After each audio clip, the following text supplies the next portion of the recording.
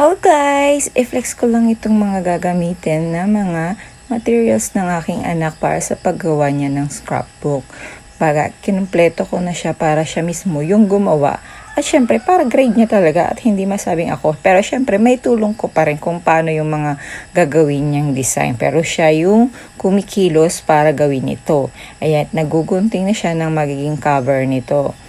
At eto na nga ang iyang sunod na gagawin. Magdidikit na siya ng paunti-unti ng mga material na gagawin niya doon sa kanyang scrapbook.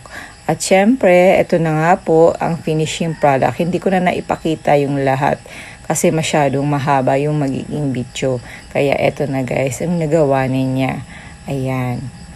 Yung ibang mga para editorial na newspaper, hindi pa namin naikabit kaya may mga space siya doon na pwede niyang dikitan pag napas-print na namin siya sa computer kasi nga wala pa kaming printer. Yun lamang guys, babush!